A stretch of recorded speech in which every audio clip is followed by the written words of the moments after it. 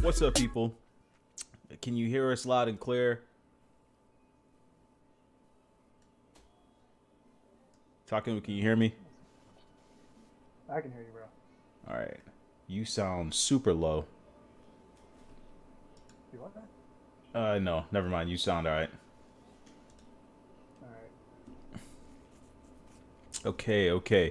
All right, people. So this is Final Dash Podcast episode. I hear myself echoing. According to your numbers. I hear myself echoing. It's weird. I don't hear you echoing on my end. Hold on. Say something. Something. Say it again. Again. Ah, that's what I hear.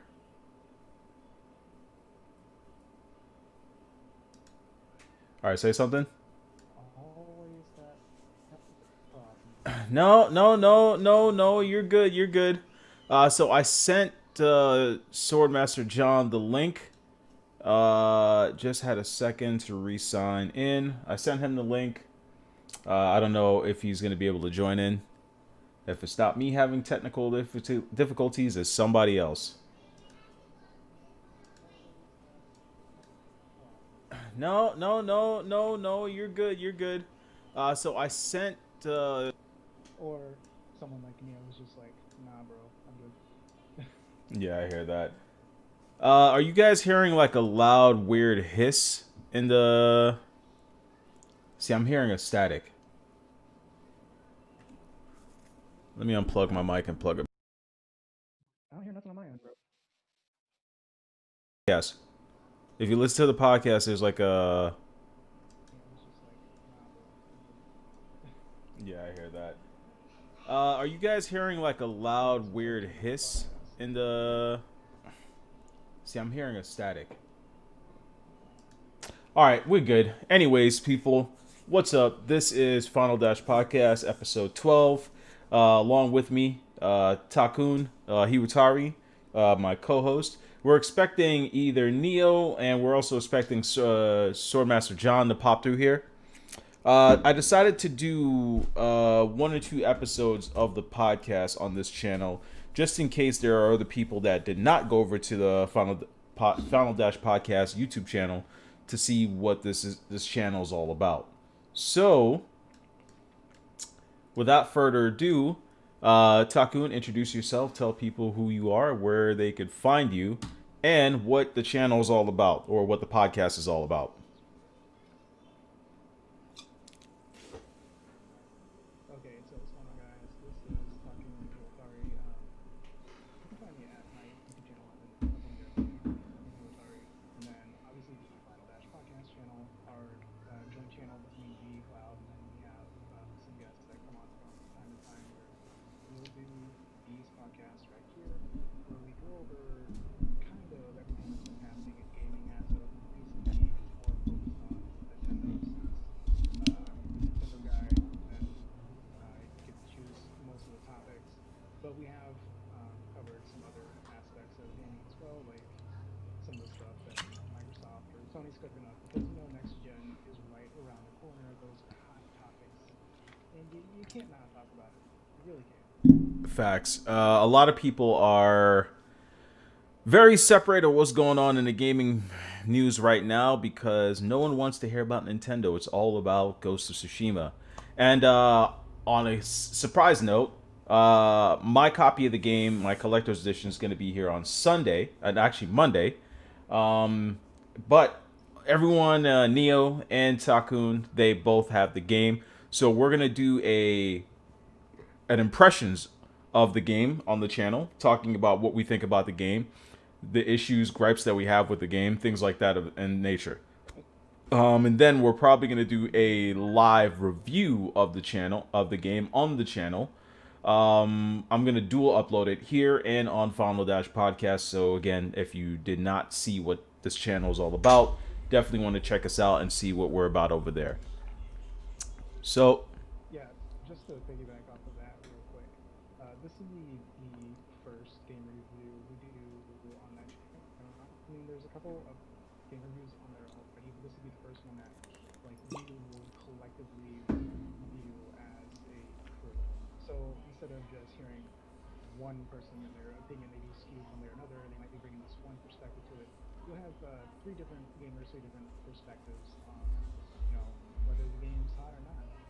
what's up, Broken Nation? And it's like that's me. Yeah. Yeah, yeah. Go ahead, carry on. Yeah, so that's what the channel's all about. That's what the podcast's all about. I will post a link for Final Dash Podcast in the chat and also put it in the description. And I'll also put Takun's channel in the chat and the Discord as well. So you guys can check us out there. For all the people that jump over and catch us live, thank you for coming through. But what have you been playing, sir? You've just finally beaten a game that's been out for a very long time that you finally got a chance to beat.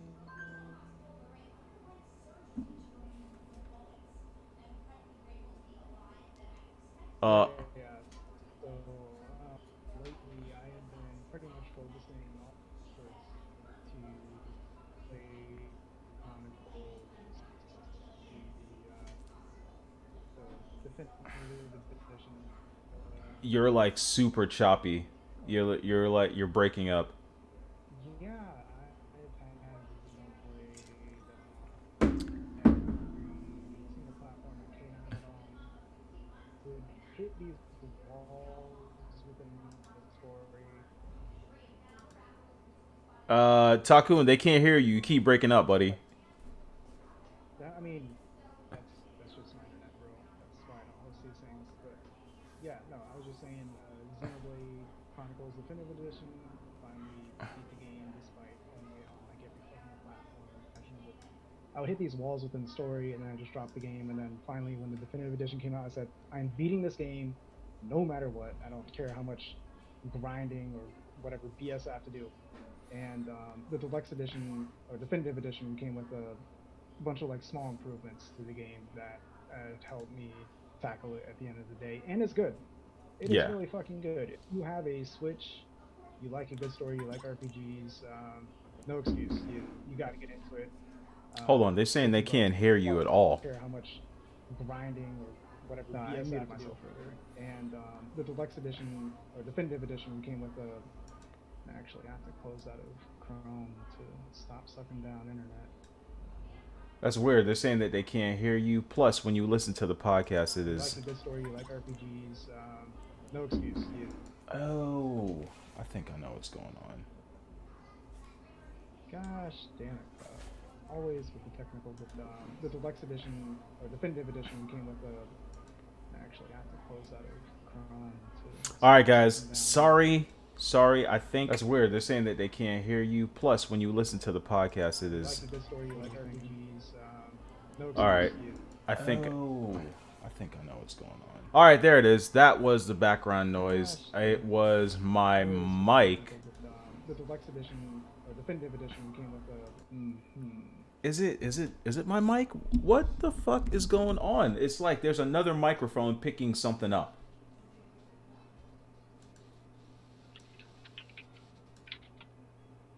Okay, there's desktop. Always turn up my audio. Nah, I have you all the way up. I mean, I can still turn myself up a little bit, so. All right, there you go. Might not muffled, that might just be my voice. Who knows? Okay, there's desktop. All right, yeah, so I'm super clear. It's some sort of feedback noise. I don't know what it is. It's killing us. It's killing us. I don't know what it is.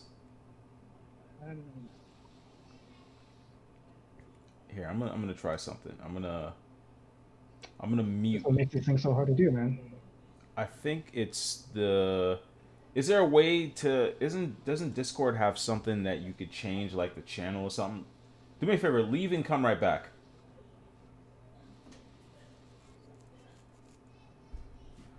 Oh, Discord. Oh, Discord. Is that any better? Hold on, let's see. I'm gonna mute. That's what makes these things so hard to do, man.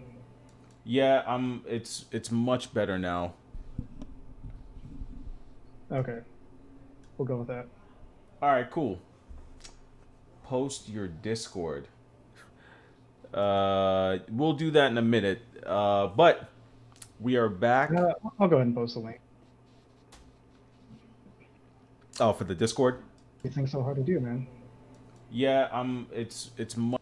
Yeah. I got you. I'm gonna try something. I'm gonna mute. Post your Discord. It should be good now, man. I wouldn't worry We'll about do it. that in a minute. But we are back. I'll go ahead and post the link. Oh, for the Discord. These things so hard to do, man. Yeah, it's much. Yeah. I got you. I'm gonna try something. I'm gonna mute. Post your Discord. It should be good now, man. I wouldn't worry We'll about do it. that in a minute. But Yeah. we are back. I'll go ahead and post the link. All right, Oh, so the joys of trying to do Friday night where everyone's on the fucking internet. So I don't know what the fuck it is. How do we sound, guys? Do we sound better? Is it clear? I don't know. Fucking internet. Yeah. I have I had to close Chrome entirely, so I only have Discord open. I can't see the chat. Sorry, guys. It is what it is. I will read off everything that's going on, but there's like a really bad like hiss pickup, and I don't know where it's coming from. It's so I hope gay. it's not me. I'll just mute myself when I'm not talking. We'll go with that. Let me see. Try to mute yourself right quick. See if I still hear it. No, I don't hear it anymore. All right, so people Is are. my PS4 in the background? I swear, if that's my fucking PS4 in the background. It sounds like a down, fan. Everyone's saying it's good. All right, fuck it. Let's get into the goddamn topics. Goddamn it.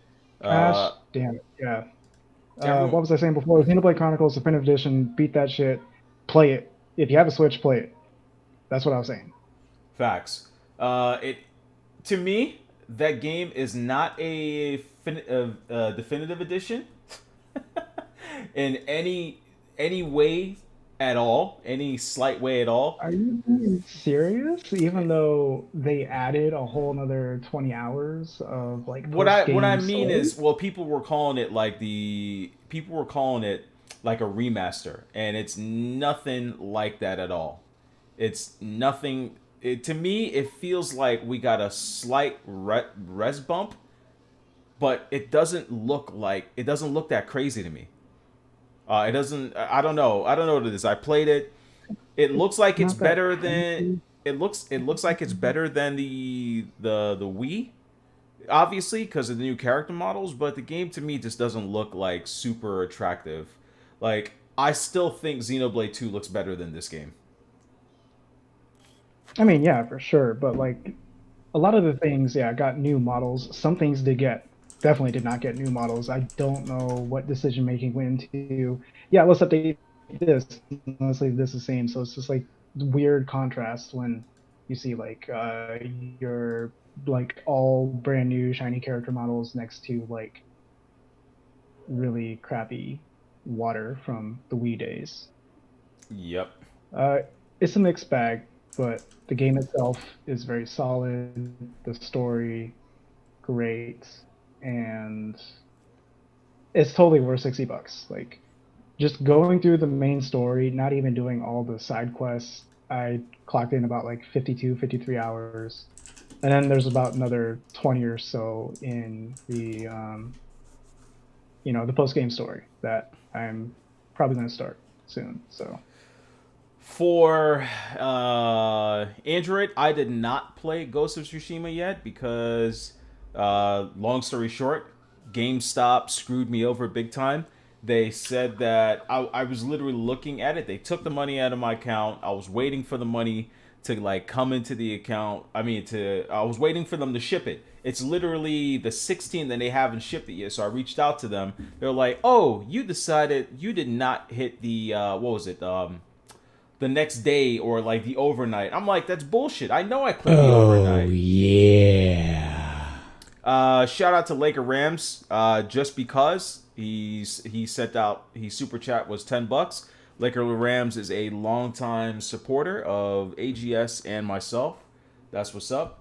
And Swordmaster John looks like he just got in here. Go ahead and jump Yeah, into. yeah. I just gave him admin role so he can join us here in the FDP only chat. Okay, cool, cool, cool. But what was I saying?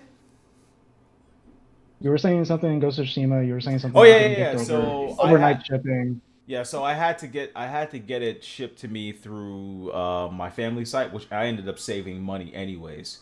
I ended up saving a boatload of money, so I got my super discount. Remember, I was saying that a few days ago that on my live stream with the missus that whenever I pre-order a game through GameStop because it's limited edition, I would literally have to the same day that they ship it, that's when Sony will pop up on the family side and say, "Hey, you can get the collector's edition for half the price."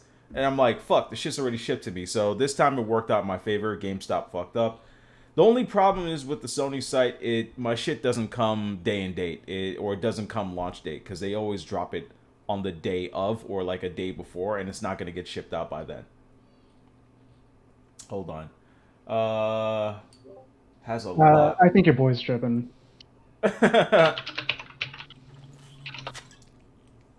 Yeah.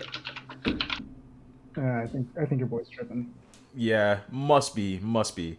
So, I want to talk about the Crysis remaster for the Switch. The game has been delayed for PlayStation and Xbox, but the Switch version is still on the way out, and it's fucked up to say this, but the only reason I think that the Switch version is still coming is because they did nothing to it.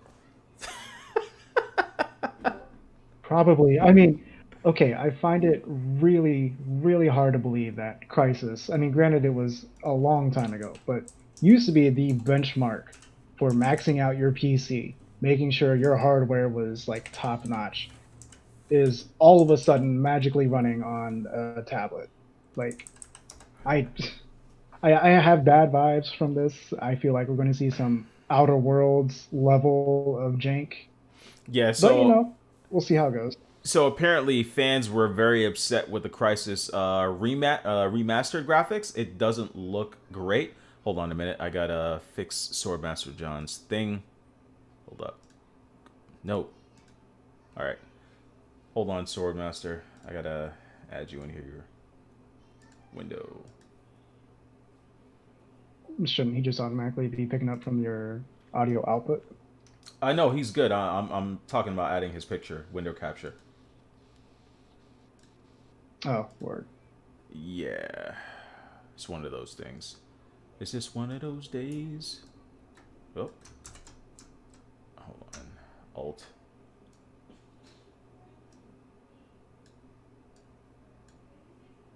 Stop. Anyways, I don't know if you're speaking, Sir Master John, but you are here now. So, We see you in the chat. yeah, we see you there. So, Swordmaster John has been around for a very long time. As a matter of fact, he is the originator of getting me on podcasts. So, there was a long time ago, there was a podcast about a Zelda game that was in the makes. Before Breath of the Wild was designed, I was talking to him and an engineer that was talking about making an open world RPG game. I think that video is still on his channel. So that's pretty fucking dope that he is here. So they were talking about this way before it was even a thing. And yeah. All right. Oh my God. Well, never heard of this guy before, but if Yeah. he's cool with Cloud, he's cool with me. Yeah. Like that's how He's been how around tight me for a and little Cloud are minute. now. He's been around for a little minute. But yeah. Anyways, so if you look up Crysis Remastered, they're basically the fans are saying that the graphics doesn't look good. It doesn't look like a remaster. You know, kind of like what Nintendo's doing with Final Fantasy Crystal Oh, that's not Chronicles. Nintendo. That's Square Enix. That is all Square Enix, bro. Don't trust me. I will drag Nintendo's name when it deserves it. That's not a case though. Oh, so There's you no don't way want that. Nintendo to take this L? Oh, Nintendo's taking the L regardless because the game's coming out in the state it's in. But I mean, that's Square Enix just. I swear they're just porting the GameCube version. Uh, Like nothing about the game looks better than it did at when it this came out on point, GameCube. I don't blame you because that's what it looks like to me too. And Yeah, like it's not even the laziest remasters at least give you like higher resolutions. mhm. So I mean, same ugly ass models, but like it's just smoother because the pixel count and everything. But no, this straight up looks like they just took a GameCube disc and was like, all right, we're gonna back up the ROM and then immediately port it over. There it is. Like, it's, I swear this is the laziest remaster I've ever seen. Yeah, it definitely is. But Crisis is delayed to all high heaven. We don't know when it's coming. I don't think they actually gave a date, but I do like the fact that because fans spoke out about the graphics, the developer literally is he basically jumped back. So on July 12th, Crysis announced that Nintendo Switch version will still arrive July 23rd. So that's still coming this month on the 23rd. Uh, so I can almost guarantee that they didn't change anything to come up to the Switch's version. And hey, no, that version's still coming. I feel like the Switch version is gonna look pretty bad or pretty shitty. But I hey, imagine they probably looked at the Switch version and was like, yeah, that's literally everything we can do to it. It's fuck it, just release it. And I was I was asking Cloud this earlier, right before we started this podcast. Chat, let me know. Does anyone actually give a single fuck about Crisis? Like aside from like I was talking about way back in the day when we were using it as this benchmark for how badass your PC was, I never heard anyone actually talk about the game itself being good. They were just like, "Oh, my computer can run Crysis." That's all I ever heard about it. That was literally it. So, does anyone actually care that this game is coming out again? Did I anyone even play the game? you know what? That's sad because I bought the game, and the only reason I bought that game because it was a benchmark to PC graphics cards. If your PC could run this game at 1080p or 1440p 60 or higher, you had a good rig. But now it's like that game is forgotten. There's way better games that you could use as benchmarks nowadays. So Laker Ram says the budget must be low to the remake, and they were hoping that for a high revenue. So yeah, I guess that's coming because if you think about it, the other Crisis games have not been doing well. They did not sell well. They didn't even really score well. If you go to Metacritics, we can do that right now. Yeah, I'll trust you to do that. 'Cause, Hold I'm on. conserving as much internet as possible. Even paused my Ghost of Tsushima download. That's probably what's eating up your internet. God damn it! It's not just me. I have five other roommates, and then they're all gamers, and then Tell them so like stop watching porn. So Friday, Crisis. so Well, everybody's actually, no, I'm wrong. I take an L on that. So Crisis 1 got a 91 on Metacritics. Crisis 2 got a 86. what? Crisis 3 got a 76. How is this possible? Crisis 2 on PC got a 85. Crisis 3 on PS3 got a 77. So the game is reviewing well. It's just not Not basically making money like that. It's pretty no one sad. cares. It's pretty sad. It's pretty sad. But hey, so Paper Mario is out and Blandrew is on his bag for the game. Actually, hold up. Paper Mario is it It hold, released today. it released today? I think I Yeah. may have pre-ordered that. Let's see what's Amazon doing. Yeah. Cloud buys too many games when he's like, oh, I don't even know if I Oh, bought this. it's coming tomorrow. Okay, yeah, I did buy it. uh, Yeah. damn, Cloud just got money to spend, bro. I forgot I had it pre-ordered, man. I think you probably pre-ordered it like right after it was announced. Because I'm not gonna lie, that announcement trailer looked fire. But then when we started seeing more and more of it, and then some of the things were confirmed and unconfirmed to be in the game, I was like, I don't know. I've never played a Paper Mario game a day in my life, and I wasn't going to dive into this one after seeing what they were doing with it, because it doesn't feel very like RPG-ish to me. And then when I actually saw the battle system in motion, I was like, I would get bored of this very fast. The battle system really freaked me out. The battle system of that game, it doesn't. I don't. It's like a slot turning system. When I watched them do the Nintendo Treehouse of it, they really need to change the name of that. Treehouse just sounds very, like predatorial type name. Oh, after everything's been happening, yeah, they should probably change Yeah, it. they really should change it from Treehouse. It sounds too predatorial, but the whole mechanic system of the battle, and they were super excited about this. I look, I don't have a problem with changing the mechanics to like give someone like a new way to play, but make it be good. Like here, I'm gonna hit you and I'm gonna knock you back, and then there's these tiles that spin. You got to work your way back to that to hit me again. Like no one wants to do that. Why would anyone? It definitely looks heavily rigged for the player to just like stomp through everything, right? Yeah. Yeah, Uh. I don't know. It doesn't. Maybe the puzzly aspect of lining everyone up could be fun, but really outside of that, I don't see like real like depth or challenge to it, if you know what I mean. Yeah. Like It's even though I dropped Xenoblade Chronicles more times than I can count, like the game challenged me. And like the battle system, like at first glance looks very straightforward, but it has like so much depth to it, and it really wasn't until I started diving into the different like arts and combos and like chain attacks I could do, and then I started really like pushing the game forward, and that's when I started advancing the story and eventually, slap the final boss pretty hard. So I like battle systems like that, where yeah, on the surface level it's easy to get into, and then when I decide to dive into it, like you can do some crazy stuff. Where again, I haven't played the game and I don't have it, but it just doesn't look like it has the level of depth I want. Yeah, you're right about that. But for all I gotta say is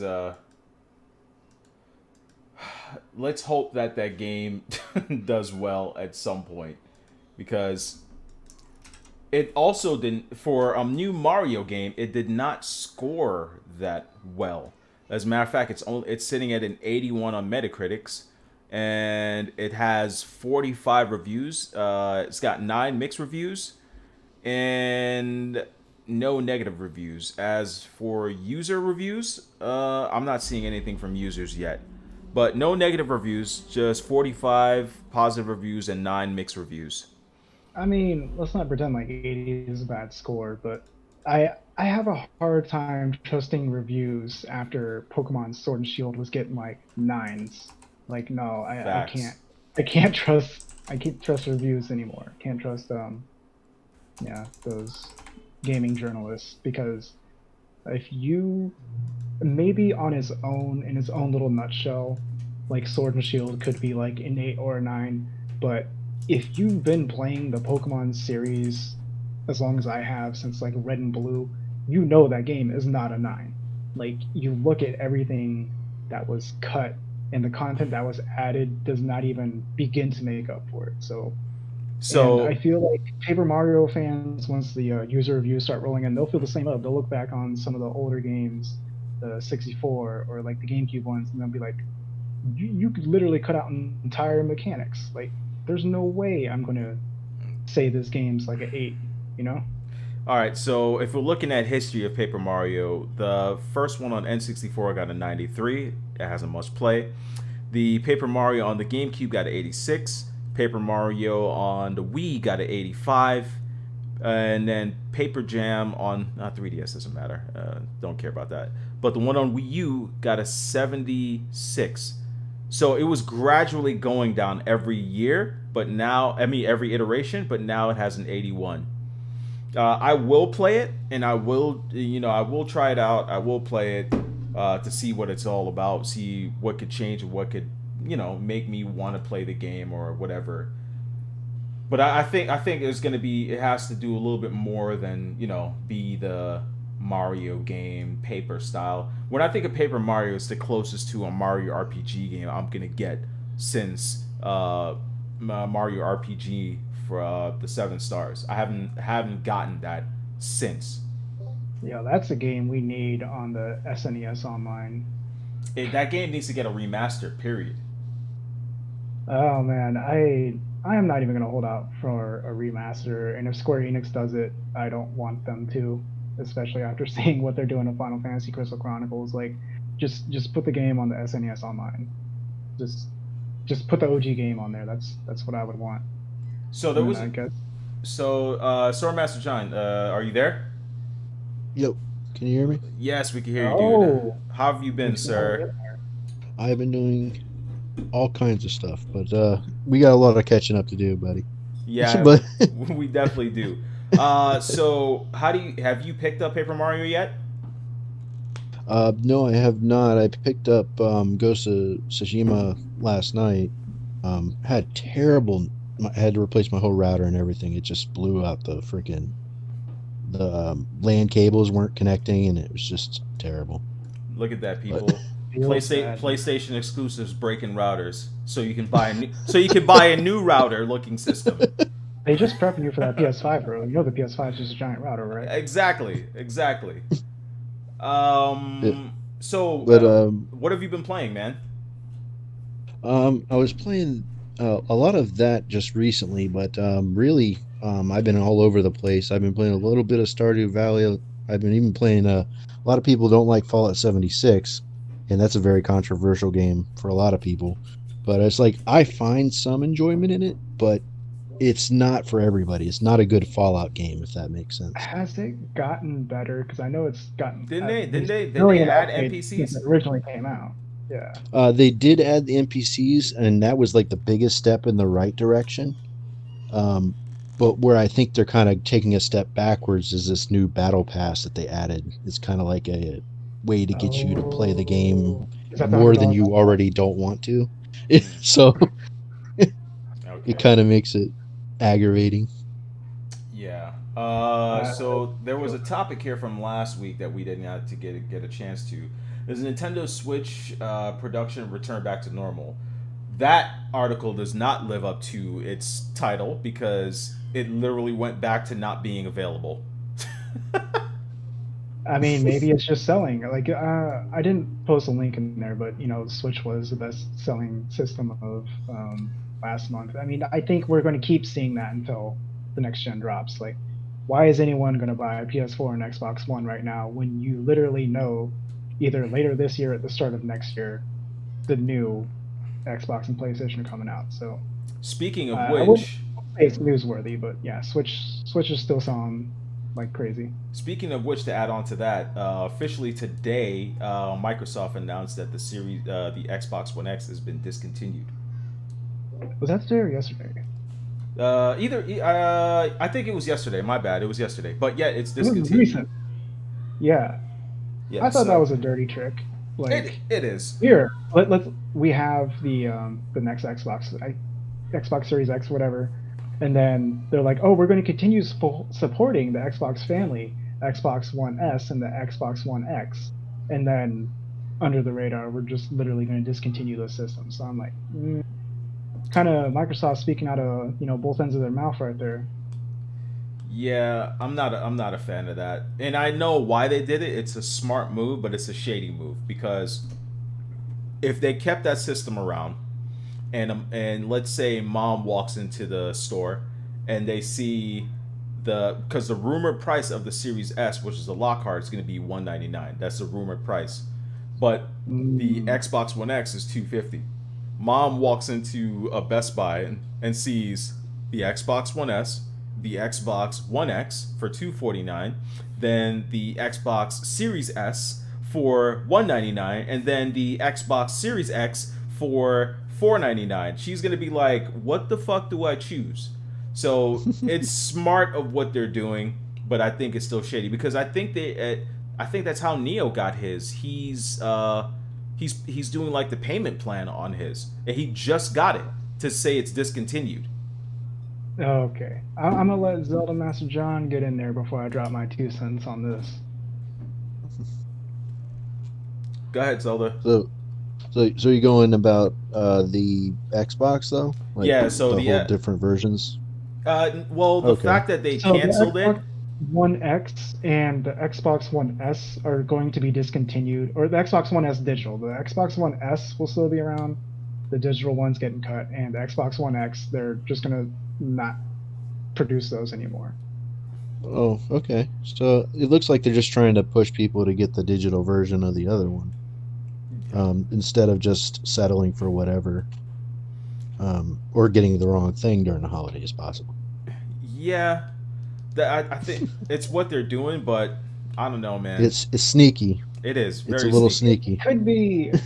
I'm glad Cloud said what he said. I didn't think about it from the perspective It'll of confuse parents for there's sure. literally too many Xboxes out there. That could definitely be the case. But from what I was thinking was, okay, Microsoft already said they're going to come out, and for the next like 1 or 2 years after the Xbox Series X is launching, is that the name? Whatever. After their next Xbox comes out, they're still going to be supporting the entire Xbox ecosystem. So I was telling myself, I was like, okay, well then, if that's the case, when parents go to pick up Xbox for their kids and they're like, I want to play this game, they're going to be like, hey, does this game work on this Xbox? They'll be like, yeah. And, you know, Xbox One S or Xbox One X might be cheaper than the next Xbox. So they're like, okay, I'm going to get the cheapest damn Xbox because it's going to play the game regardless. You know what I'm saying?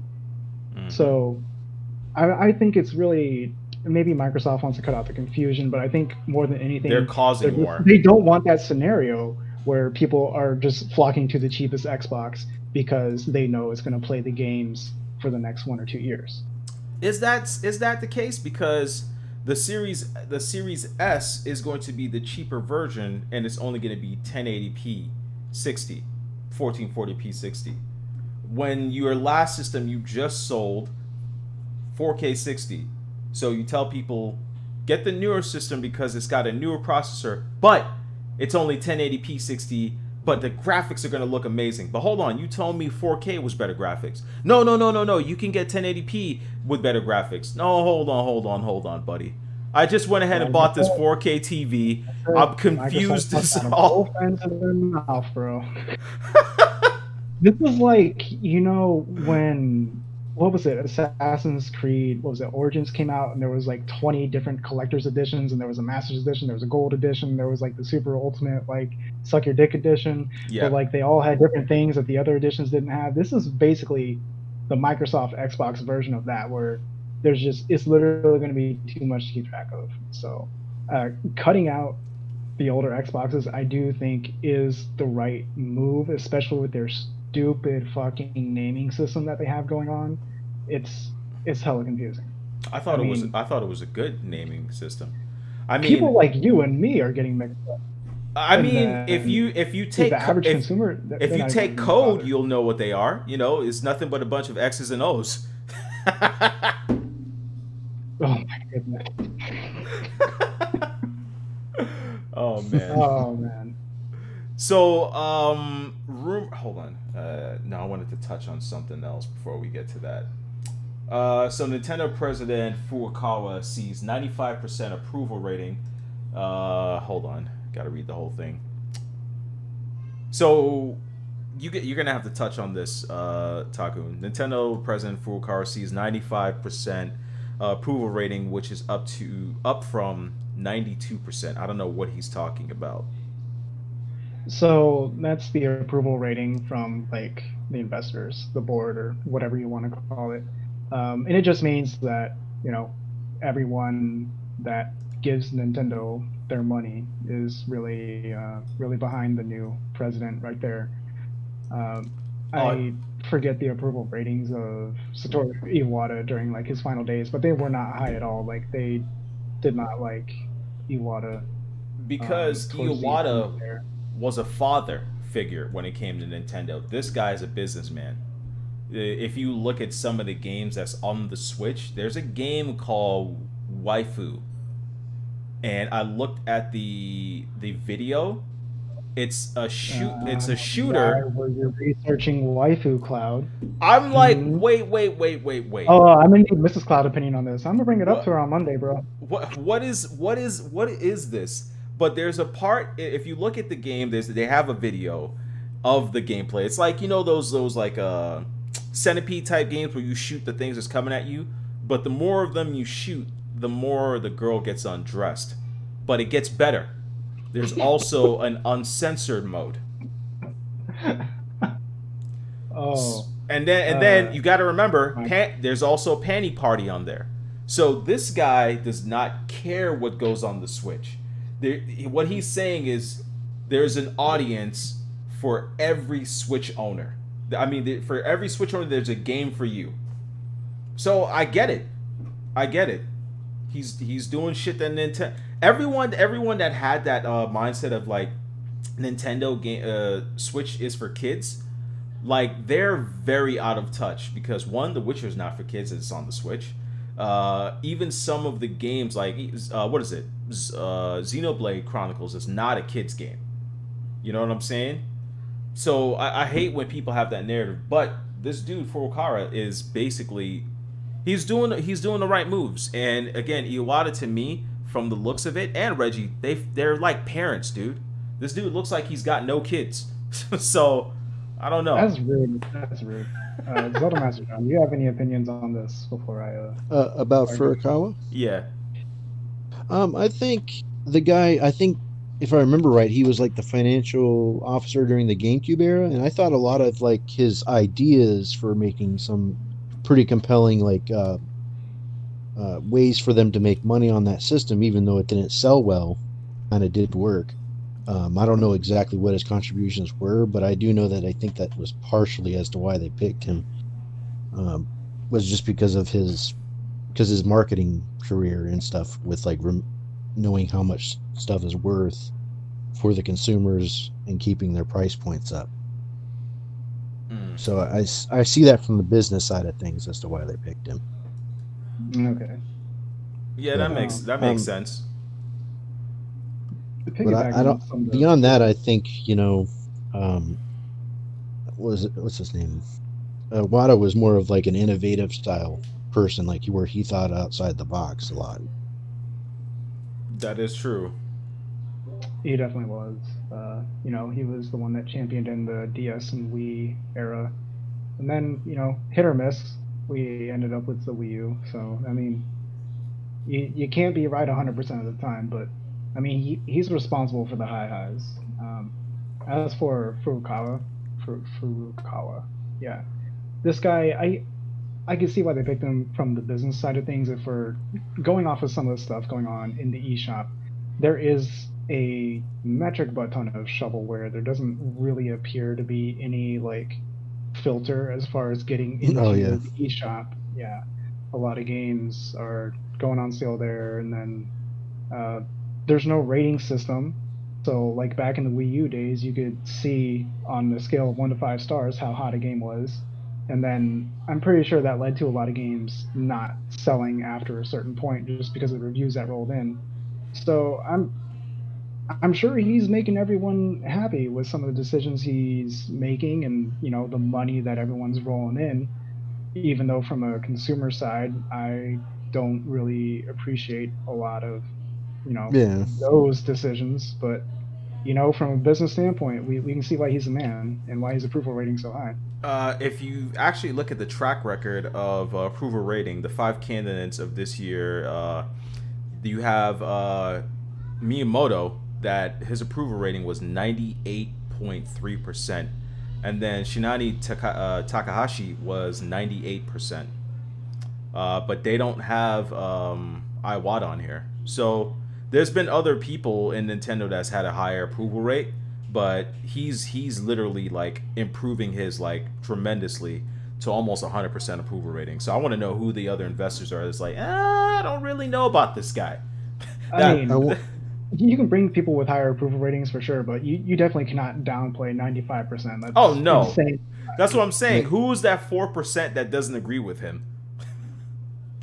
Maybe one thing that they Maybe they're thought open their about door. was the addition of the theme parks. Maybe that was what spiked them up a bit with the stockholders and everything. Ah, yeah, yeah. Oh yeah, that's actually I something I forgot was on. about. E- I didn't post any Even links, though with but the yeah, whole, there's been some updates. pandemic and everything, but after that stuff's finally over, maybe they'll turn some coin that Well, way. when that theme park opens up, we going. We taking a trip to Japan. We're gonna push all the kids out the way. I don't care. Dude, I complete. Yo, you see what this pandemic can do, man? Like, it's crazy that I don't remember. Completely forgot about this, and that was one of my most anticipated things, like to do as like an adventure or on just like a trip to go away. But dude, this pandemic sucks because we don't even know if that may come into fruition again. I mean, the work itself is done for the. I don't want to say done, but it's damn near done for the Nintendo section of what is it, Universal. Mm, But it's not like anyone can go visit, and especially people like us, Yeah. Americans, because Americans aren't allowed to travel anywhere right now. Like the whole world has banned Americans at this point because of how some places are handling the response to the virus or not handling it for some of these states. Yeah, it's terrible, terrible. yeah. So going off to two smaller topics before we get to one of the juicy ones. So Ninjala has now surpassed 2 million downloads. That sounds like some Uh, Microsoft jargon. correction, correction. That one was from a couple weeks ago. It's now past 3 million. Oh, really? Yeah, Uh, the one thing I will say about the game, it doesn't seem like it has continuation legs. If I'm replayability, like I've played it, like even though I'm not a big fan of like Splatoon, like if I play Splatoon, I could put like maybe 3 4 hours into it if I start it. With this game, I only look forward to like two matches and I'm done. yeah. The Zelda Master John, you got any takes Yeah, I on this? downloaded that. Ninjala, it seemed okay. Again, I'm kind of with Dark Cloud on this. I'm not the biggest Splatoon fan, although I haven't really played a lot of it to really know if I could get into it or not. Hmm. Um, like not that much, you know. I played like, maybe an hour here, hour there type deal. But I'd have to say it seems like it's an interesting game, but I really like to see if they do anything further with it to make it a little more compelling. Yeah. Plus, if I just noticed that this is a game of service. A lot of the things you pay money for. That's why this game is free, which we should have. I mean, again, Furukawa, there he goes. Hey, I want to put a game on your system that has high replayability because it's free to download, and if people want to like keep playing, they could pay for better costumes, better weapons, and all this other jazz. But yeah, so this game has in-game currency to buy stuff to develop on your character. Yeah, I mean, it's not the first free to play game on Switch. There's plenty of them. And then we got Apex Legends coming out. As far as like the Ninjala Splatoon thing, I played a lot of Splatoon on the original, the Wii U, when that came out, just because the day it launched, I had my wisdom teeth removed, so I stayed home from work and I just played Splatoon all weekend, and I had a good time with it. Ninjala, Oh I feel like it's trash. yeah. I've already uninstalled the game. I played for, I don't know, maybe an hour. I could not see the appeal at all. And I'd played like a couple matches and I was like, I don't know, maybe I'm playing wrong. I went on YouTube, I looked up on guides, like how to, optimize your offense, defense, this and that. Went back online, tried it, played a couple more matches. I was like, no, I just fucking hate this game. Like, I cannot do this. Uninstalled, haven't looked back. Like, I don't know what anyone sees in the game, to be honest, but Yeah, I, I just don't think it's fun. I thought I wanted it to be fun. And all right, so here's how I know the game's not fun. My two boys are into Splatoon. They're into Fortnite. They're into what's the name of the game from whatever from Respawn. What's the Apex? So they're into those two games, those four games. I gave both of my boys their Switches, and I said, "Hey, try this." Not even 30 minutes later, they stopped playing. Hmm. It's So just, I don't know. The game feels extremely shallow. Yeah, it's just not very. Yeah, there's not a lot to do once you do yeah, the like basics. You even play 2 matches, you're like, okay, this is it. And I think there's only, I know at launch there was only 2 maps. Maybe there's more now, but I mean, there's 2 maps. You got that shallow gameplay, and then you're getting bogged down with, the economy. Just buy, upgrade. You have to buy the story, which I was not Right. about to do. yeah, no, I'm not doing that. So, Takun's favorite his game of the generation is about to get a patch. So the Outer Worlds for Switch version is about to get a patch to increase performance. Oh But yeah, yeah, before we do that, shout out to Fiend for the 4.99 super chat, almost at 10,000 subs. Thank you so much, sir. Thank you for yeah. the Get support. Cloud to 10,000, please. It's 9.99. It's bothering me. Just get him to 10K, guys. Just do it. Yeah. But yeah, Outer Worlds, the game that should not have been ported to the Switch, is finally getting a patch. And dude, the creators, I mean the crew that was porting the game over was so I want to say cocky, but they were so sure that they could put this game over and it could work flawlessly. But oh my god, was it a glitch fest? I don't know so much about Glitch Fest. It just ran very poorly. Dude, you walk up to Uh, a sign. Imagine if you had to read signs to know where things are. Imagine if it was like, even now, like when I play GTA 5, I could see street signs and know where I have to go. This game, if you're playing it on the Switch and you see a sign that's like the name of a restaurant, you can't tell what the hell it is. You got to sit there and wait about a good 3-4 minutes for it to basically show the actual text. hmm. I'll ask Zelda Master here if he's got any opinions on Outer Worlds before I say things. Outer Worlds. I do know it was made by Obsidian, and that it was the Fallout New Vegas team, if I wasn't Yeah. mistaken. I'm a big fan of both New Vegas and all the Fallout games, pretty much prior to that. Prior to But 76. yeah, prior to 76. I mean, 76, as I said, is I don't think it's really a good Fallout game. It's more of an okay survival game, I guess. Mm-hmm. But that's about it. That's about it. um, but I don't think it gets a lot worse rap than I think it really should, because they do seem like they're trying, but they can't stop the hackers. But anyways, back to the question. Where were we going with it? Like, Maybe have it's you sidetracked. have you Outer Worlds, seen? specifically the Switch port of Outer Worlds, if you've like tried it or if you had any like thoughts Have on you been on if Digital you can get Foundry? any patch that'll make it playable. I don't know. I don't know if you saw. You may have been out of the loop because you've been out of YouTube for a little bit. But Outer Worlds is ported to the Switch. Digital Foundry did an analysis video. The frame rate is absolutely horrendous. The game sometimes goes down to 0 frames. At times it freezes. Then on top of that, the textures are really, really bad. And there are signage that's missing textures. You can't even see what it's saying. So what we're saying is like, even though you can port anything to Switch, should it be ported to the Switch if it's too ambitious? I get that the guys that did The Witcher, they're geniuses. That's some witchcraft right there.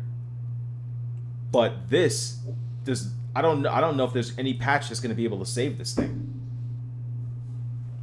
Yeah, I personally don't think so either, and I guess I'll fill in Zelda Master real quick. So the game, I guess it would average around the 15 to 20 frame rate mark, which is you dropped out. All right. Okay. Yeah. So I was just saying the game averages around 15 to 20 frames if it's even running at all. Like Cloud said, it'll sometimes drop to 0, sometimes freeze entirely. This is after the day 1 patch, I believe, and we're getting the promise of a new patch on the way that'll make it run smoother. I'm not going to hold my breath, but for those of you, since we're on Dark Cloud's channel right now, for those of you that don't know, if we get the Final Dash podcast to 1K subs. We have a whole. I need to write it down at some point. We have a whole list of 1K sub goals, and one of them is I will torture myself. I will get Outer Worlds on the Switch, and I will complete a playthrough of the game on the Switch if we get Final Dash podcast to 1,000 subs. So if you want to see me hate myself and all my life decisions, you go ahead and sub to that channel. Yeah, it's gonna be torture. Did you see the analysis for Deadly Premonitions for the Switch? Oh, Yeah. Another game, just because it can be ported, doesn't mean it should be ported. Mm-hmm. Like, it was running. I don't even remember playing a game that was like that. The part where they were showing the detective on the skateboard. Oh my god. I would have just completely turned off. And you see? So here's one of my things with Nintendo that needs to be addressed. And a lot of the big Nintendo fans are not speaking up on this. Imagine buying that game and it's just jarring and there's no return policy.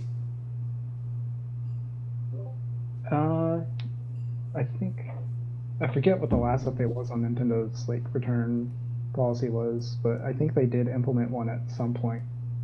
But I think the real problem right here is just the lack of any quality control. Like, there's no way that the developer should have even obviously had the game running this poorly in the first place, and Nintendo never should have let it happen, or at least release on the eShop. Like, Okay.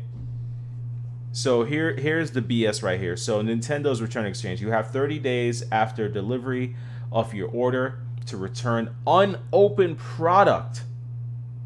So you can't even launch the game, including lists and detailed. Bro, hold on. Is that like physical? that's got to be for like Nintendo's No. specific. This is for eShop. Unopened, so you can't even play the game. All right. Yeah. Yeah, you can't start it, I don't think, at all. Dude, that's so how do you know if the game is worthy of your time? Then on top of that, remember the way Nintendo was? You couldn't even play their exclusive games on YouTube, so you can't find videos to see if you like the game, but the return policy is trash. Yeah, I think didn't they get rid of that though? Like now you can see stuff I don't. about I don't know Nintendo if they games. got rid of it. They Oh might no, have. no, you They, can. they definitely eased up on it. Like, you can have footage now. Nintendo won't immediately, burn your channel to the ground. Yeah. But just imagine, because this change just happened a year after the Switch came out. So I don't know, but how do you have an unopened downloadable game? Like, how do you know at that point if the game is for you or not? At least with like PlayStation or even Xbox or Steam is the best one. You have, I think, was it like 6 hours of playtime or up to 2 weeks before you decide to just return it? Yeah, Yeah, I Steam mean, it definitely can't hurt them, to be honest. I don't think it would hurt them because their game's already.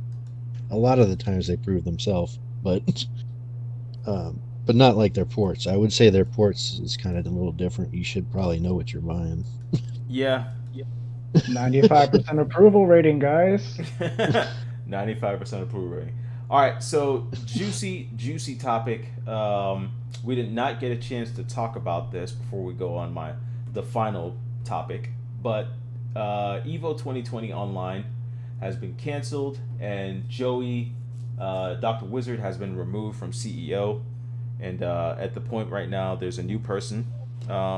They feel like removing Dr. Wizard is going to like save face of the company. No, there's tons of shit going on with your company that has nothing to do with Mr. Wizard that you guys have not contributed and tried to fix, because either lack of security, lack of tournament rules, parents, they're terrible for leaving their kids behind, regardless if it's an event or something like that. But I don't know if everyone here is on up to date with the stuff of the Evo, but there's been a bunch of like sexual allegations that's been going around of sexual assault rape, underage sexual assault, predatory activities, and things like that. Some of the biggest fighters in the Smash community, fighter community, are involved with this. And Mr. Wizard, basically the co-founder, the basically the guy that found Evo and started it, has some of the worst cases of little children, little kids, little boys and girls, of sexual molestation and stuff like that going on. The entire event is now canceled. I mean, if you literally owned a fighting game and your game was going to be there, you couldn't just say, it's all right. You know, they talked about it. No, you save face, you have to back out. There's no way Tekken, no way anybody, Capcom, Namco could stay in that event knowing with all the allegations going on. So they had to leave. I know Takun didn't get a chance to talk to me about it, and Zelda Master didn't get a chance to talk about this in general. Because I went on your channel and I see you haven't spoken about it. So this is now a chance for us to speak freely about it here. I had a video that I spoke on it. I think that it was. I feel it's the parents' fault. I feel that it's security. I feel that it's rules that weren't in place. Whenever there's kids involved, there needs to be double down rules at all times. And kids, even if you're a preteen, even if you're a new teen, 13, it doesn't matter. There should have been rules in place if you were going to leave your child there. And some of the events happened in hotels with younger people, and then there are some of the incidents where there was a boy that came out and was speaking about like he had fellatio from an older 24-year-old while he was 14, and he comes out and speaks on it, and men our age, teenagers, and are pissed at him for saying anything because this girl looks good. And I hate that, and it's always been a thing that bothers me, that we turn it around when it's the girl, but when it's the guy, he needs to be shot, he needs to have his skin peeled off. It's a wrap. Stick a fork in him and it's over. But if it's a girl that's pretty, no, she's cute, let her do this to me type thing. But that's all of that in a nutshell. I've spoke on this before. John, go take it away, man. I know you heard about what's going on. Tell me your take on it. Yeah.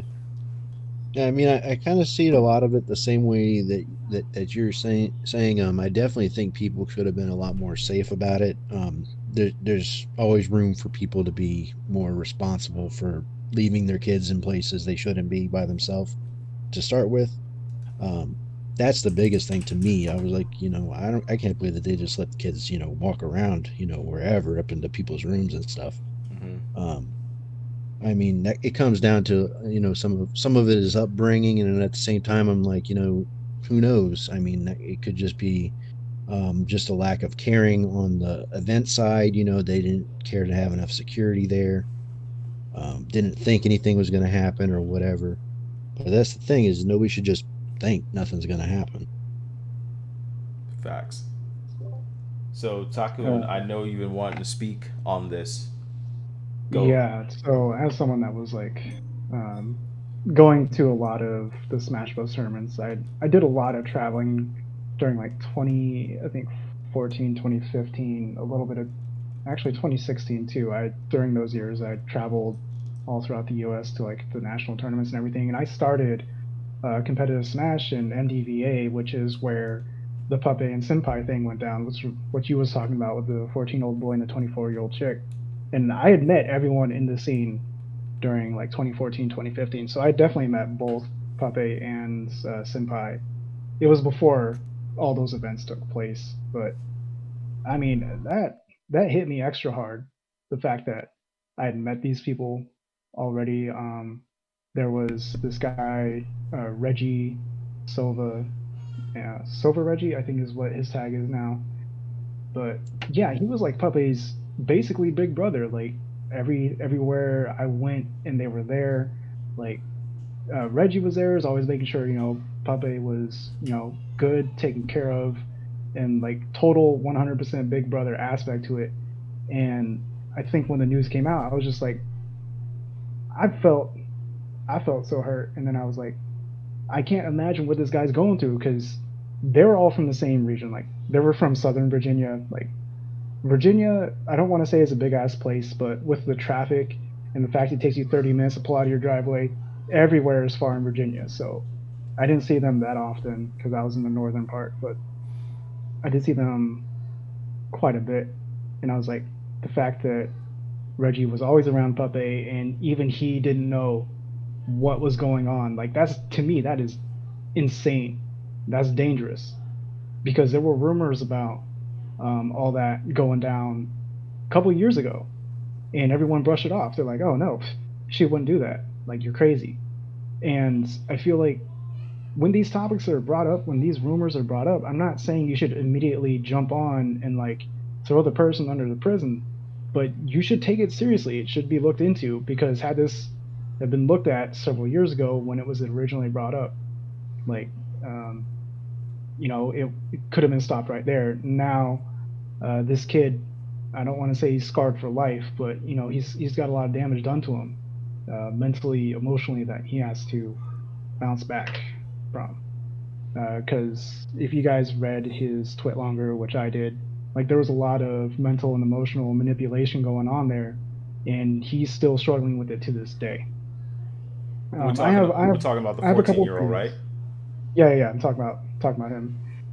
And I have a couple of videos on my channel about it. There's like, what was it, the dark side of being a Nintendo fan, and then how the Smash community moved forward, where I go in depth on like a lot of the things. But yeah, I feel like there's a lot of responsibility on the parents need to be more aware for sure. But then you also have to tell your kids that, look, just because these people are amazing at this game and they want to hang out with you, this and that, keep your guard up. You can't let your guard down.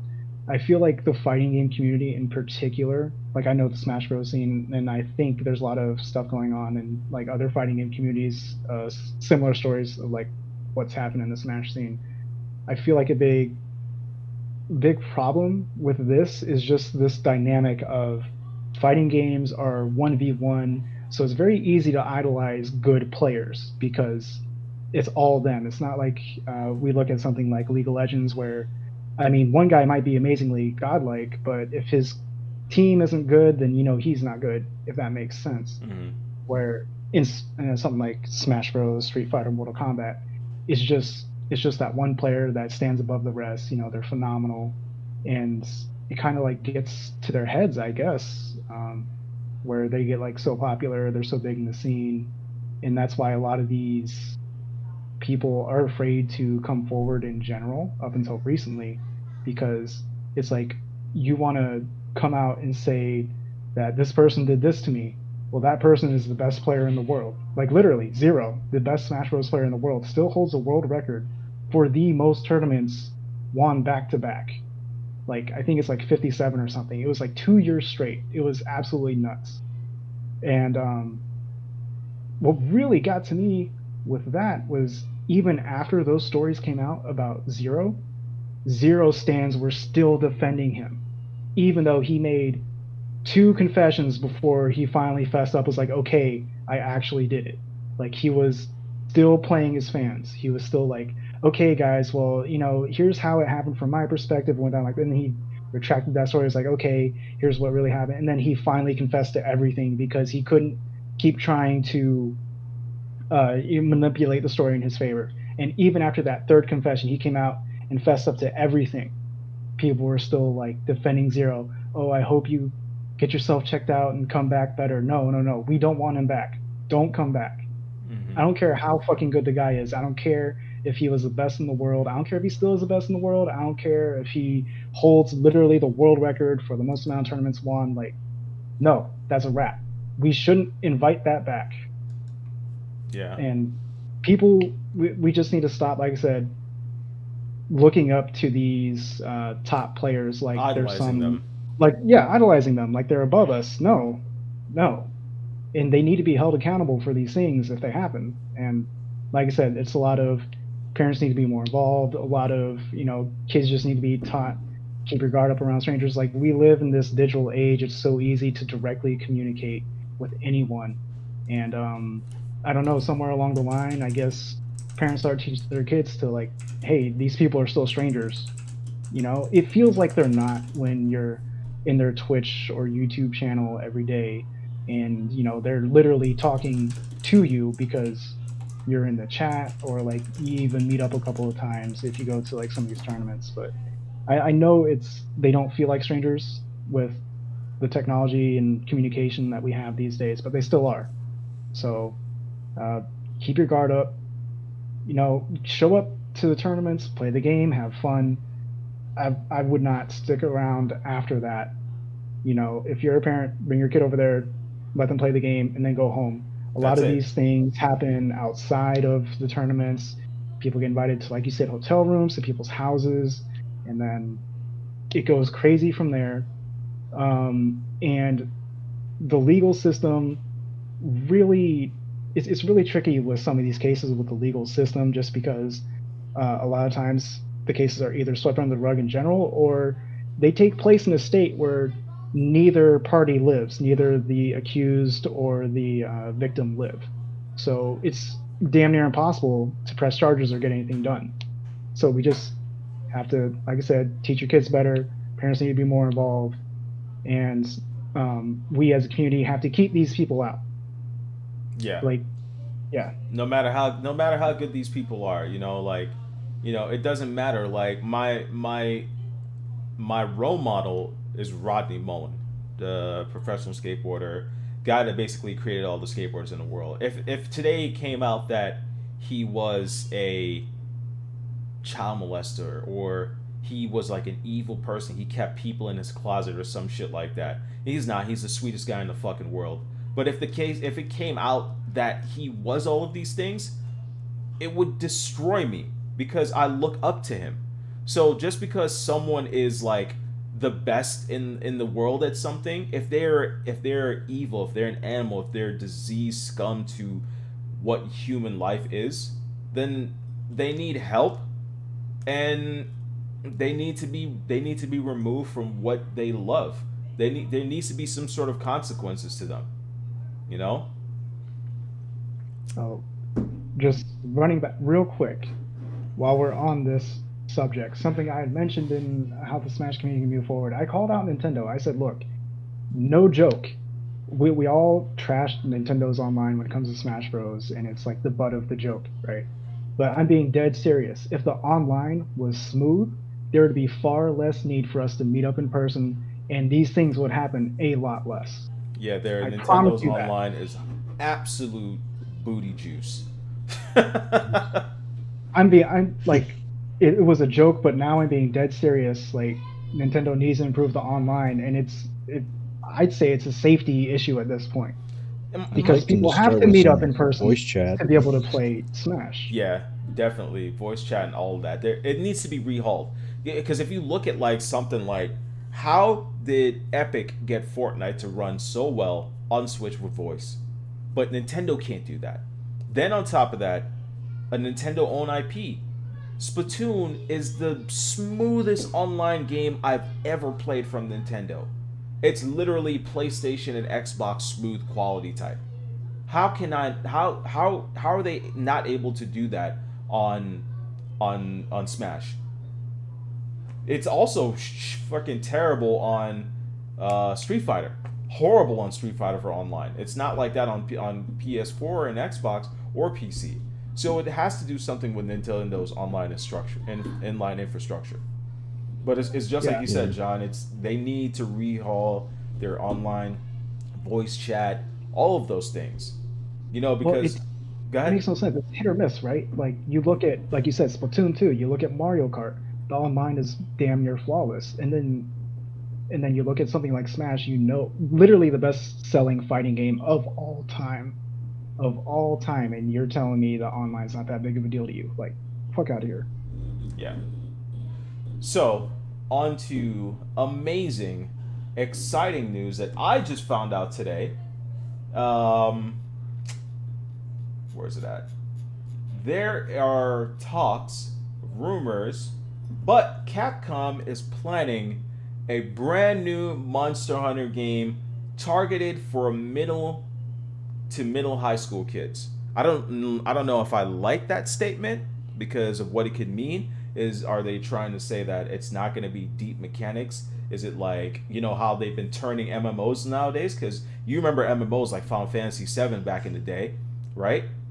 You remember how crazy those things were. You literally had to go find parties. You had to be friends with people. You had to join guilds to get the things that you want. You wanted to hunt a crazy monster. You had to get a group of people. But now MMOs are like, we know you got things to do, so here, put yourself in this party system and wait till four of the people are ready. Then, when it's ready, you're not people you don't know, strangers. You can go hunt this super fucking hard ass monster and hope that you get down the fighting system. So, I don't know what Capcom means by that, but when they say that, it scares me. I'll let Zelda Master John go in on that since I talked so fucking much. So and this is again regarding the like new Monster Hunter. Is that what I understood, or like the MMO? No, no, no. So Capcom Wha- is planning a new Monster Hunter, and they say Oh, that it's going to quote unquote target middle and high schoolers.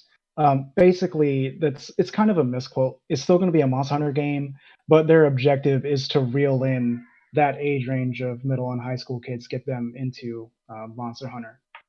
that kind of sounds like they're gonna try to mobile game it or something, like make it something like one of those little things that kids carry with them, play the little whatever that shit that they do on their phone. I don't even know what they Yeah. play, to be honest. I think it's like Roblox and other things, but I mean like a little more obviously Monster Hunter, but like something dumbed down and easy, I would think. Oh damn, you guys are both scaring me over there. Yeah, that sounds scary to me too. Okay, so I guess I'll throw my 2 cents in the hat here for this. So, for those that don't know, Monster Hunter has two development teams. You have the main team, I guess the A team, and then you have the B team. The main team will make the next generation game, and then the B team will make the games in between the generations. So we think about like Monster Hunter 3, or not 3. Let's think about like Monster Hunter 4, Monster Hunter Generations. Those are made by the A team, and then the B team will come through and they do like 4 Ultimate or like Generations, right? So they do those in between kind of things. So the A team, like I said, they produced Monster Hunter World, and they also did Iceborne, since that was all in the same scope right there. That means the B team has been chilling for a hot minute. Monster Hunter Generations Ultimate came out a couple years ago at this point. Actually, I think it came out in 20 I want to say 2016 on 3DS, and then 2017 on Switch, and then we eventually got it in like what 2018 or something. So they've gone dark for quite a while. So I imagine this game is probably coming out soon. And when I read they're targeting middle to high school kids, I imagine that it's going to be a Switch game, and I don't want to say it's going to be dumbed down, but I do want to say it's going to have a lower learning curve, because that's what the series is definitely known for. Everyone that plays a game like me and Cloud, we love it to death, but hot damn if it is not one of the hardest games to get into. So I feel like that's what they're going to try to push forward with the next game, and I'm willing to bet damn near anything it's going to be on the Switch, because this is a Japanese company, and for those that don't know, that everyone has a Switch in Japan. Like that's just how it is. Yeah, But if it comes to mobile, I'm gonna lose all my shit for sure. Yeah, but I mean, I don't think it's going to be a mobile game, but I think it's going to be on the Switch, but like kind of like something like they did the what is it, Elder Scroll Blades, something like shitty like that. No, no, don't do that to me, bro. I'm Don't sur- put I that just in I'm have a sur- universe. bad feeling. I'm Take that surprised. energy back right now. I'm Take it surprised you back didn't right think now. about that, Takun. When you said targeted to middle high school kids, that should have triggered in your head immediately. Wait, so what has all the other Monster Hunters been?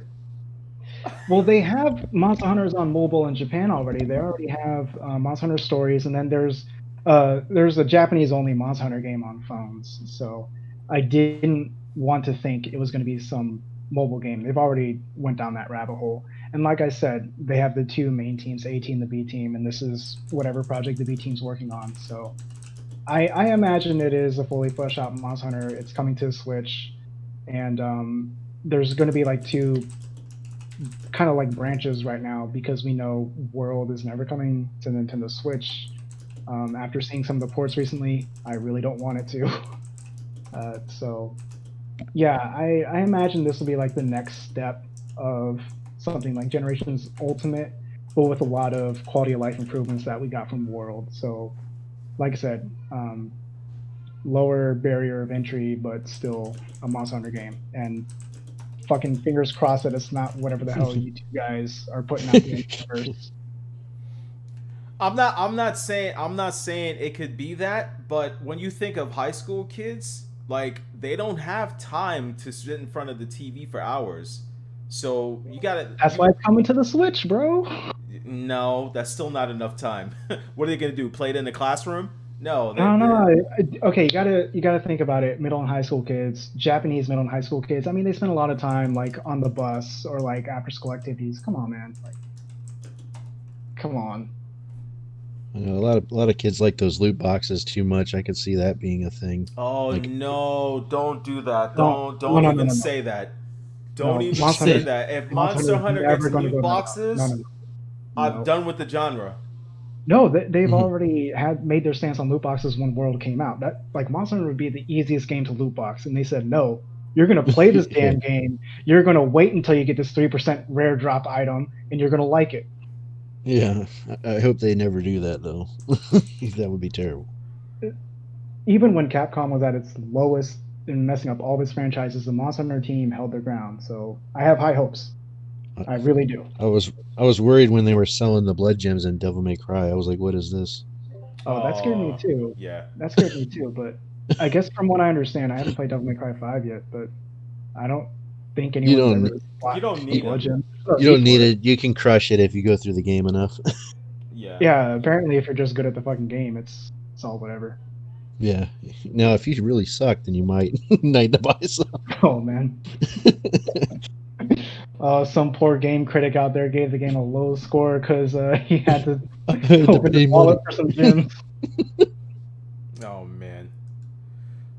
We can just hope for the best, but oh man. But Capcom knows that when it comes to Monster Hunter, even when it came down to the Monster Hunter for the 3DS, the Monster Hunter stories, there still was a deep mechanic to it. And if this is their Monster Hunter, they're thinking about multiplayer. They can't half-ass it. Maybe they make rare drops less harder to get, um, or maybe this means cross platform. Maybe this will be the first Monster Hunter game that's cross platform towards everything except cell phones. Maybe that's what they mean by high school kids. Because remember, high school kids are on everything. They have no shame. They have no soul. They have nothing to call. Hey, I'm a Nintendo fan. They don't give a shit. They just put anything wherever. Hey man, that's how it should be. A good game's a good game. It doesn't matter where the hell it's at. To be honest, I Mhm. kind of wish Monster Hunter World right now had cross progression. Bro, if it had cross save and cross play, it'd be a wrap. Yeah. It'd be a wrap. Instead of me trying to slowly chip away at it on PC, and then I'd get sad because I know I have like 950 hours on the PS4. Like, Mm. fucking kills me, So, bro. are we sure that this Monster Hunter for high school kids, like PS? Hold up, I didn't read it, but it's like PSP entries. If it's like PSP entries, it's gonna be like a full blown like Monster Hunter. Maybe not super graphical, but it's still traditional Monster Hunter. Um, and it's presumably coming to the Switch. They said something about they put it on a PlayStation Portable system, presumably on Switch. However, they did say that they have no plans to bring Monster Hunter World. Okay, yeah.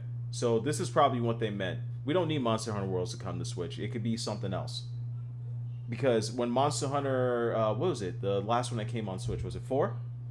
Generations Ultimate. Yeah, Generations Ultimate came. Granted, the game looked better, but the mechanics was very stiff.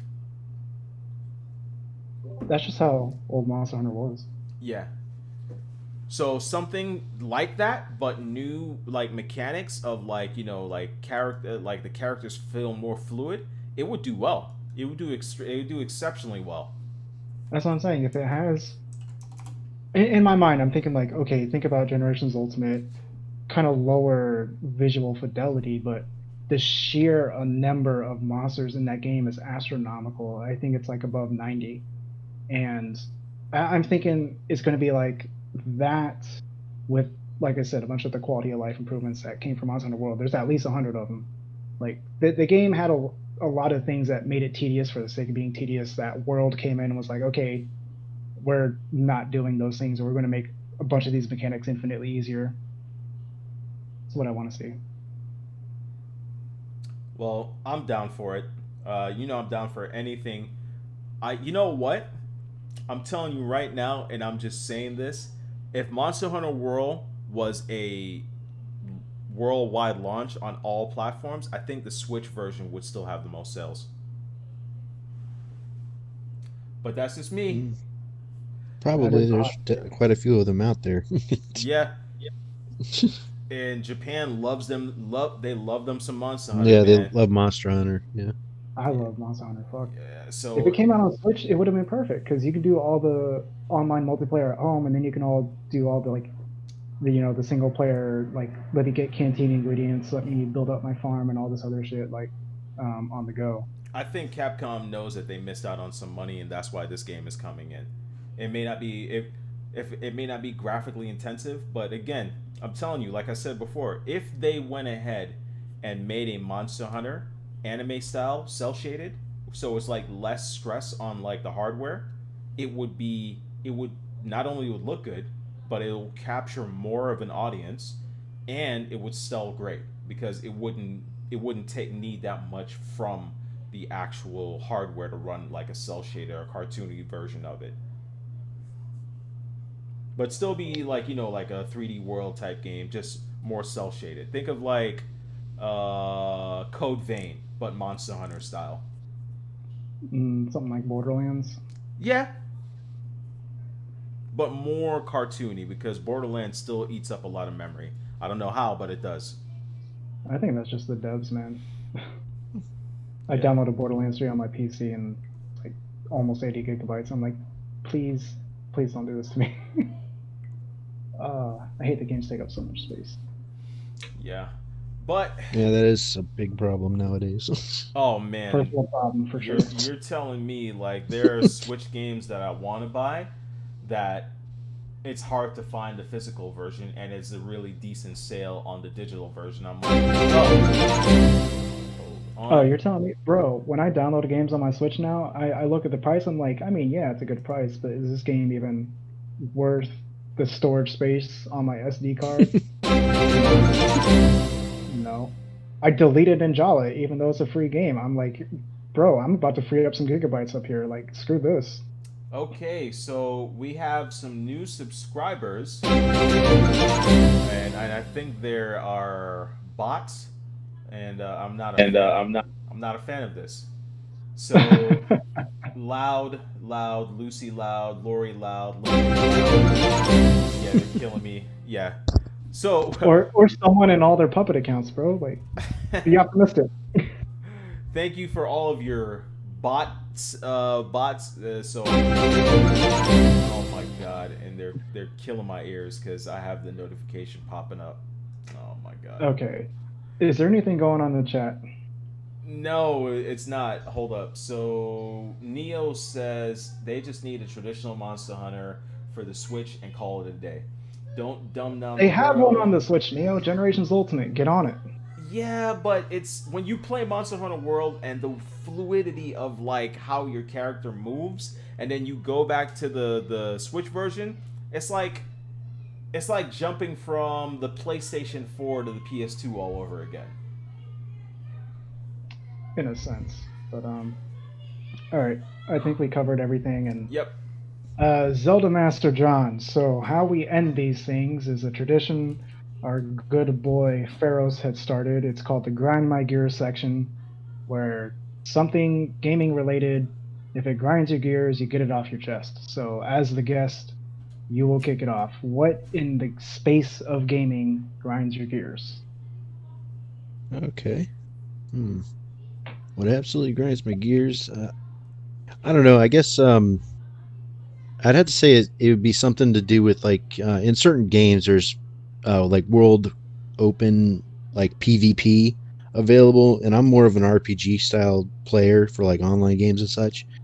I some of them I just don't think they should have open PvP because it's like too much harassment. It's like I just want to do what I want to do, and I'm pointing this mainly at Fallout 76 because I like playing adventure mode quite a bit with my friends, but I absolutely hate that the people can just go PvP on you when you're just trying to claim a workshop and do your daily stuff. That's rude. Holy shit. Yeah, you take a workshop and there's like, oh, you're a bounty on your head basically for just playing the game. I'm like, okay, then I guess I won't play. Oh, that's so rude. Because I mean, don't I don't play World of Warcraft, but I know like they have servers specifically for Yeah, PvP and PvE. Like I feel like Fallout 76 should have thought about that. they do have nuclear winter, which is basically like a battle royale mode in a survival mode. So I'm like, you don't even need to have it in adventure mode. Like, just take it out. Oh, that sucks, man. I hate to be you. You come home after a long day of work. You're like, let me just get my daily goals in for Fallout 76. You fire up the game, 30 seconds in. Oh, bounty on Zelda Master John, and all of a sudden, the entire map is trying to fucking kill you. Yeah, and I'm just like, dude, I'm just trying to do my stuff. I'll just shut it off and just play something else. I'm like, whatever. I mean, can you like back out the game, come back in, and then not have a bounty? Yeah, you could go back to another server, but I'm like, it almost happens every time you go to a workshop, and I'm like, it's mainly because people will camp there, hoping that someone's a little lower level than them or whatever, and they'll try to get them. But I'm like, I don't PvP, so I don't have the gear anyways. I'm like, my character's like over 100 something, but I'm just like, I'm kind of still squished to PvP. Yeah, that would piss me off too. Oh, Dark Cloud.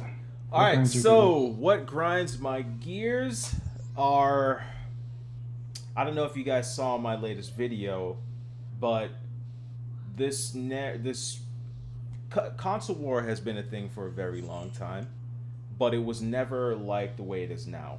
It's more of this thing has gained its own legs and is now has taken over gaming, because one of the things that we hear less nowadays is gameplay, experiences, things that make you excited, things that make you happy about gaming. What can a developer do for gaming? It's this talk of graphical power, T-flops. And I even had to school somebody today. Takun, you know me as being a PC gamer for as longer than my YouTube career. But I've Mhm. never ever spoke of T-flops when it comes to graphics cards, because we know that there's more to that. I've never talked about processing, the amount of RAM when it comes to that, because there's more to it.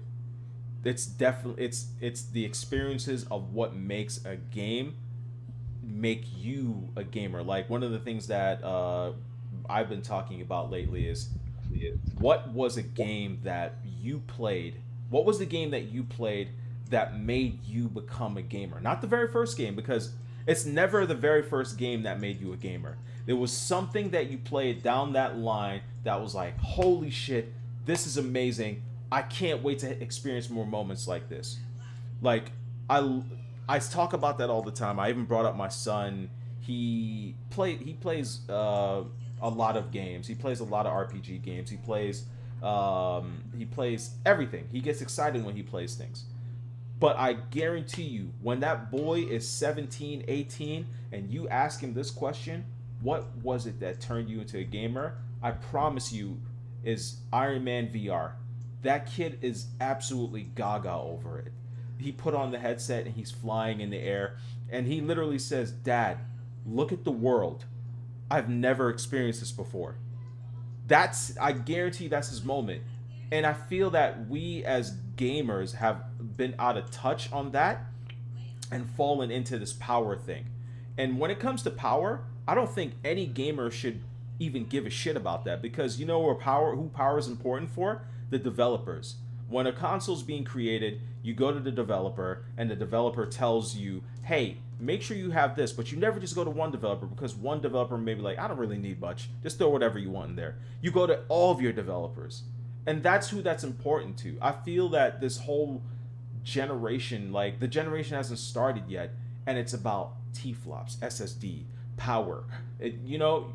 Nothing that I saw on PlayStation 5's future of gaming was impressive. Nothing that I saw was better than Hellblade 2 CGI trailer. I only care about Game Pass. And one of the things that they've even said was, I don't care about supporting a developer, just give me Game Pass. And I don't know if it's because I'm an old head, that I feel that when I buy a game, I'm showing that developer that I support what they do. I feel like there's a milestone. But what I'm saying is, I hate this console war bullshit. I hate this power talk. I hate this hardware talk when it comes to console gaming. I wish that it went back to experiences. I wish that it went back to what's a new way to play. And one of the things I brought up in that video was, even though we thought motion controls were a gimmick, there are still people till this day that whenever they hear a game on Switch has motion controls, they're ecstatic, because to them, that was the moment they decided to become a gamer. And it was never about the hardware. But that's what grinds my gears. To add to that real quick, motion controls are still used to this day. I mean, obviously, as you said, for like gyro controls on Switch, and I think PS4 controller has gyro controls in it. But look at VR. VR uses motion controls. Mm-hmm. Like maybe it didn't become the bleeding edge thing that you expected or wanted it to be, but it did lay the groundwork for something else. And I'll point to VR. But that was good. What grinds my gears, it is something console war related, but I guess from a different angle, is that just people standing things for no reason. I guess it's just like, to bring back one of my old trademark phrases, blind fanboyism.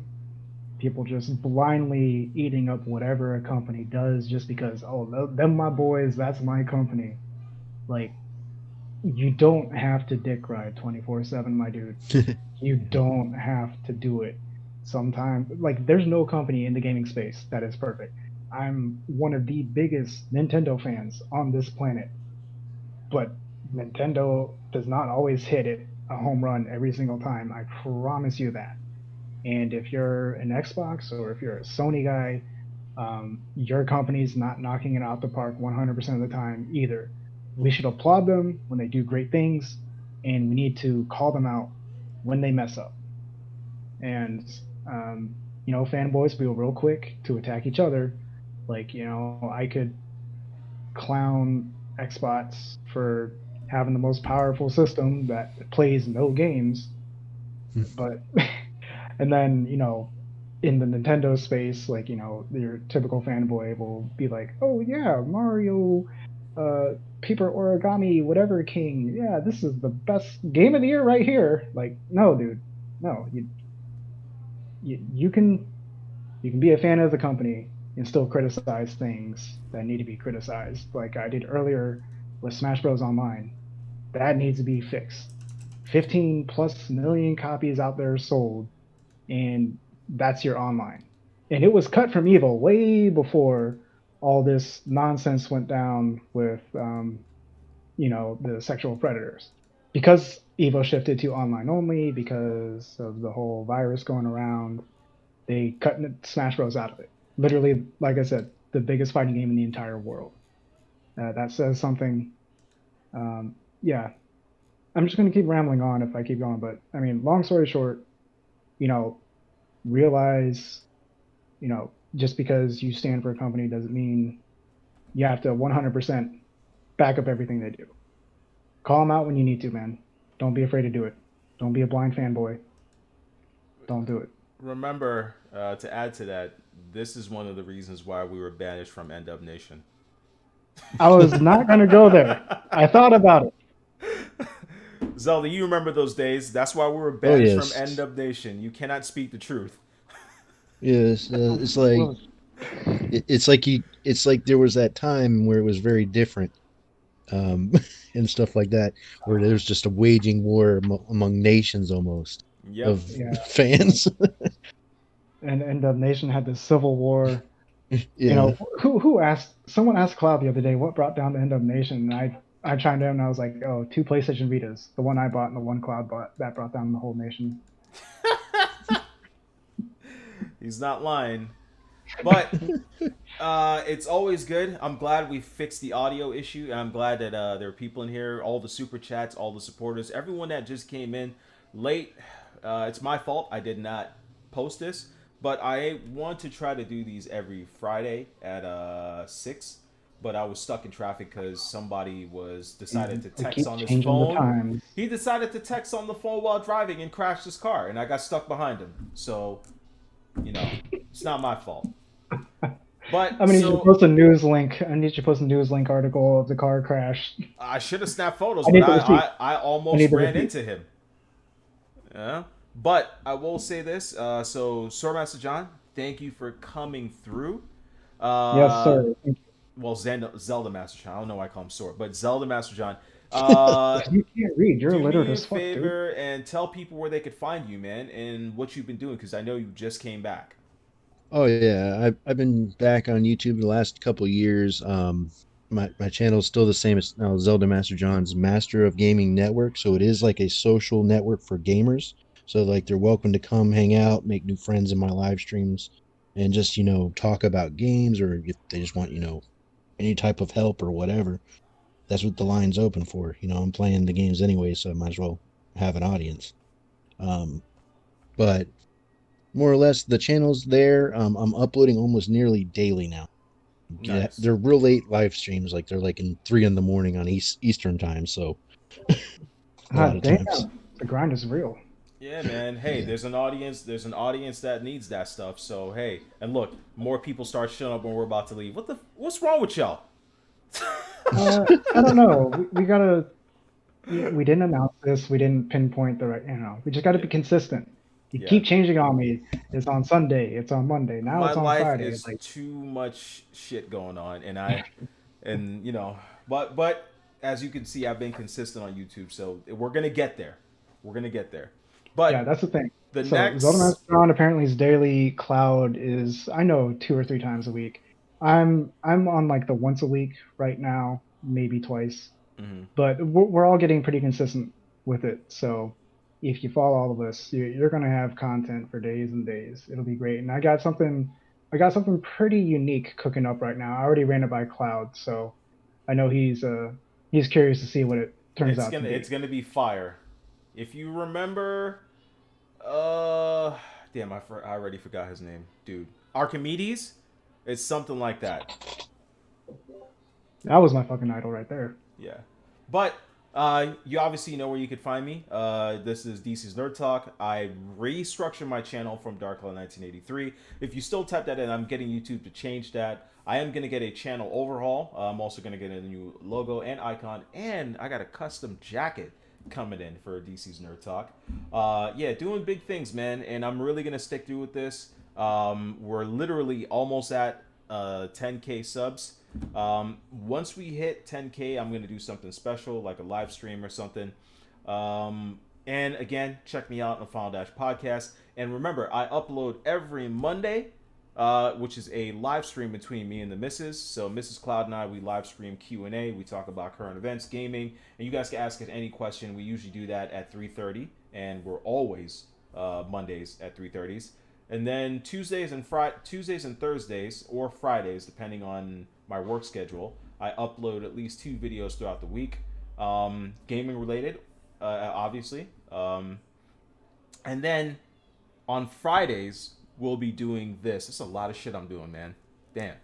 Anyways, Doing the most. yeah. But find me here. Again, I want to say this, and I want to say this with malice. If you do not like my content, do not subscribe. And I'm not saying that out of a negative way. The reason I'm saying this is because I've been studying the YouTube algorithm, if you subscribe to someone's YouTube channel and you do not communicate, you do not hit like, if you do not come back, YouTube thinks that you did not like that and they push you down the algorithm chain. So do not subscribe if you do not like the content. I do me as a favor. But if you do like the content, your like, subscribe, share, and comments, even dislikes, are way helpful to the channel. It helps the channel grow.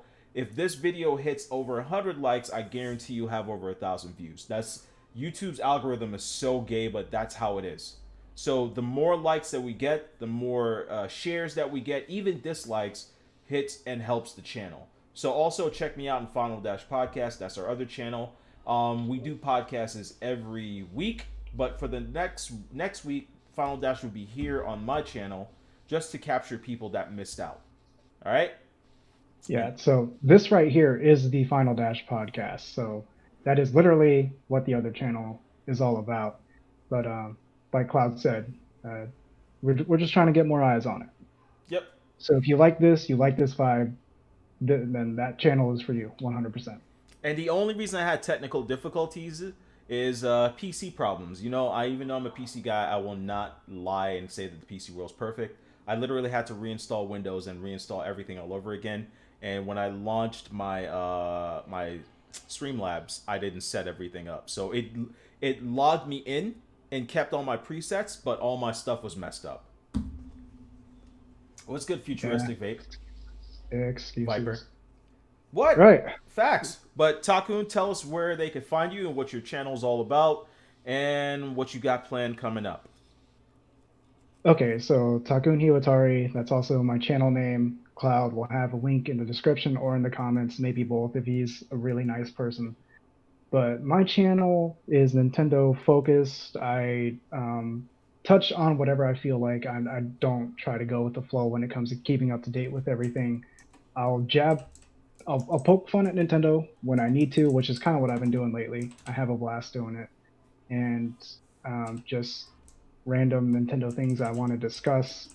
And I can't give too many details about my next project. It is pretty ambitious. It has not been done before. So I'll have that going up next week, either Monday or Friday. Not Monday or Friday, Monday or Wednesday. My bad. So definitely go sub to the channel if you want to see what this super top secret, never been done before project looks like. And I will pass it on to our guest, Zelda Master John. Where can they find you? What is your channel about? What are your final words? Oh, Just I'm promote literally on yourself again, everything man. though. Come on, man. Yeah, I mean, I'm on here on YouTube, same as my little icon there, Zelda Master John. And then you got the everything else, Instagram, socials, even on Twitch. But I really haven't done a lot of Twitch. I'm kind of trying to get the YouTube off the ground first. But I don't think you ever said what your channel was about, unless I fucking missed it. mainly it's a networking site for like gamers to connect with each other, hang out. There's reviews on there. There's unboxing. There is some podcasts. There's some old podcasts of me in DC. They're on my channel. I don't have them currently listed, but I just did that out of respect. I didn't know if he wanted them up or not. But if he'd like them up, I could put them up. No, of course, man. I was telling him that you were the person that brought me into YouTube podcasting for the very first time with your other friend I was talking about, the Zelda game that what turned out to be Breath of the Wild. Yeah, I think he was saying there was, I think, Dragon something, Siphon. He used to work with them like in pre-development or something on projects, as like an independent programmer type thing. Yeah, and Takun, this was back when we were still in End Up Nation that I knew about this. That is back in the day. Hey, look, Zelda Master, I'm gonna let you know straight up. Don't ever feel bad about uploading any sort of podcast with Dark Cloud, because this asshole is on AGS every Sunday. He has no shame. No shame. So yeah. Put all that on blast. Go for it. I just updated the description, and Takun and Zelda Masters there. I want to give a shout out to one of our brothers, Neo GameSpark, the Xbox fanatic. Uh, Oh, man. he So Neo The GameSpark is a part Xbox of gamer. Final Dash podcast. He's a very busy guy, but he's found his new lane of Xbox peasants. So he. Anyways, He hates it when we do that to him. all right, people, and again, thank you for coming through.